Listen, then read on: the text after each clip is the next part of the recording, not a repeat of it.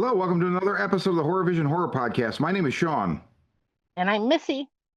So we're gonna give our spoiler-free review reaction to This Is Not a Test, which Missy and I both just saw a little while ago. Well, earlier today. We both double featured this and Psycho Killer, which will be a subsequent short episode. So, Missy, I don't know about you. I knew absolutely zero about This Is Not a Test. I had not seen a trailer. I had not read anything, nothing at all. So when Adam MacDonald's name came up, I was like, score! Okay, good fucking deal. I have not disliked anything the man has done that I've seen so far, so I was very, very pleased with that. Wait, who was he? No, he's the writer, director, producer. Oh, He did Hell gotcha. Motel, he did Pie Wacket, he did Oh, Out Come the okay. Wolves, he did Backcountry. I didn't even know he had a new movie coming out or that it was based on this novel by Courtney Summers. Missy, how did you feel about This Is Not a Test? I didn't realize I knew the director. I didn't know anything about it either. Um, you had mentioned something about it last week. I hadn't seen any trailers or anything. I just looked up the synopsis on the AMC site and was like, "Oh, it's a post-apocalyptic zombie movie. All right, I'm in. Like that's in my wheelhouse. I love that kind of stuff."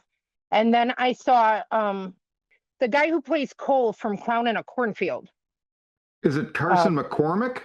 or Carson McCormick. So I didn't know anything about it going in either. I had a really good time with it. Um, the only thing I had a hard time with, and it's not the movie's fault at all, is that um, I had the good luck to be able to see a triple feature today, and this movie ended up being the last one. So it had to play after Psycho Killer and Primate, which Oh, both wow. Down are tempo. Down tempo.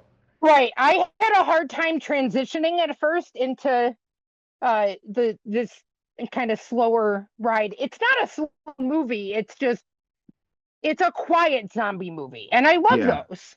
Mm-hmm. Um, but to go, the other two movies are bangers, and then it's like, oh, now third movie we're gonna slow down. Yeah, right. I But could totally see it's that. it's super solid. It's completely character driven, uh, and I mean, I cared about the characters. They did a good job. I mean, I think the zombie gore was pretty good Yeah, there was some when good we got it. gore. Like, yeah, and it had a message that kind of hit me that that I really liked. The whole one day at a time and just keep fighting anyways resonated deeply. I remind myself of that quite a lot. Mm-hmm. um, so I mean, it's a solid little movie, and I love a lot of those kind of movies. Stuff like The Night That Eats the World, and Mm-hmm. so I really enjoyed it. I wish I could have seen it first and then saw the other movies after, but such is ka. If Right. it only got two showings, it just opened today. It's playing my theater all weekend, but it's only getting one or two showings. So I mean, if indie horror is your jam, this is a good one. Go see it while you can. Like, Yeah, I agree. but I had fun with it. I thought it was well done. Um, there were like three other people in the theater with me, which was pretty cool. A lot of times I end up seeing these movies and there's no one there. So I mean, it was in the little foreign theater, but we're the dinky theater that has like four rows and shows the foreign films, Right. um, but it's in the theater and it's worth your time if you like, those slow, those quiet zombie movies, the ones that are more like, what do we do now? Yeah. Check this out. I really liked it. I mean, it doesn't reinvent any wheels. It doesn't need to. And Right? it's really like the whole movie is built around Olivia Holt's character and her arc, and she does a very good job like anchoring the film. I thought. And it's interesting. Like the beginning of the movie, And also just like I would say this post-apocalyptic is not exactly I would just contest that statement a little bit just because it could send the wrong vibes because this is like the movie starts and things are normal. It starts like, 5 minutes before the outbreak or whatever. Hmm. Um, so it's like during the apocalypse, right? So Right. It's just starting. it's just starting. And the movie actually like really it was interesting. So it's a combination of um, composer Lee Malia's score. Now they also work with Adam MacDonald, Pie Wacket, and Out Come the Wolves. And there's kind of like a drone element, or like I call it like the itch that you can't scratch background kind of stuff, where it's like it's not annoying, but it's these tones that really kind of put you on edge, you know. And then Christian Bales, the cinematographer, had a real like handheld protocol for shooting this movie. And both those things really added to the chaos. But the thing about the movie is the way that it starts, and you get a glimpse of the character's home life with this abusive father. Hmm. From the very minute the movie starts, you're never like everything is unsettling. You never get like a normal feel for the world that she inhabits. It's always fucked, right? From the minute it starts. So Yeah. even before any of the horror, the actual like zombie or whatever, and they're fast zombies, and they're like they shoot it with the cinematography, the score, and like the Hmm. performances. It's scary. Like it's not like, oh, I have to hide my eyes, but like it's really unnerving.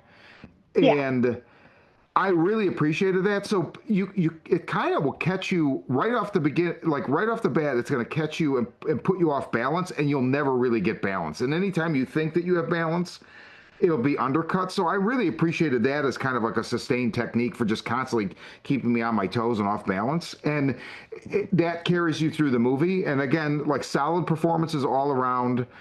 Some interesting like there's no new scenarios necessarily, but like there's some of the characters, like the way they react to certain things, I don't know that I'd seen quite in this way before or whatever. So it had that as kind of a fresh angle. And just overall I think it's another solid. Adam McDonald makes very solid films. He's a very solid filmmaker. It's very immersive and it uses all the tools very well to do it. Yeah, that's Um, what keeps you immersed, is that it keeps you unbalanced. the score, the way it's shot. I mean, and most of it takes place in a school, so the way they're shooting it too makes it feel very claustrophobic, and Yes. it puts you there. And Yes. that's what a good movie should do, Yeah, is agreed. immerse you in its story and put you in its world. And this does it very well. Completely agree. And I definitely, I hope people go see this movie. If you're a zombie fan, if you're a fan of, like you said, indie horror, the quiet zombie kind of thing, it's not bombastic. It's definitely not fucking World War Z or any shit like that. Um, it just really kind of burrows in and gives you like a boots on the ground view of this, Hmm. event that's happening. And there's no explanations. You don't know how far it goes. They're in a small town. Like, you don't really know. And there's like there's the introduction of like there's a term they use when they hear something on the radio about like, oh, this might be what we've been waiting for, some like assistance. But then it's like, yeah, but wait a minute, or is it? And Hmm. I like that because then it keeps an uncertainty about it. You don't really know, like You don't you know. just you don't know. So it starts here, ends here, and that's it. And I enjoyed that. And all of the characters are very relatable. Like they've got a good cast of people where you kind of feel like you know these people, or maybe you are one of them. So again, it makes it easy to immerse into the story. Right, right. At least it does for me. The only issue I'll take with this movie is the fact that one of the characters at one point, it's not one of the main cast, one of the characters is wearing a Megadeth Countdown to Extinction shirt, and I think that album sucks. So I'm like, why not just go dial it back to Rust in Peace, man? But anyway, whatever.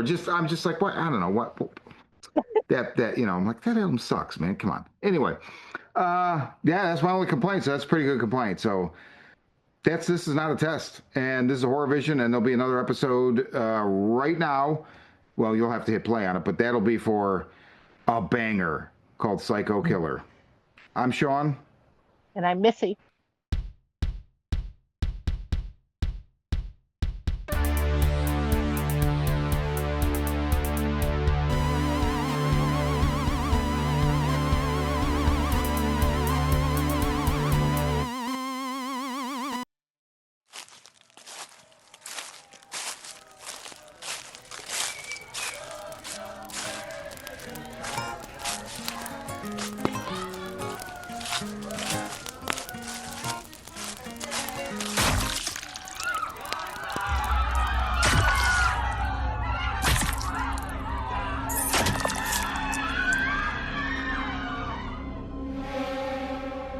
When incoming high school senior Lisa McCready's boyfriend and classmates are brutally murdered at a party in the woods, the quiet suburban community of Sundown Hills transforms into a paranoid nightmare.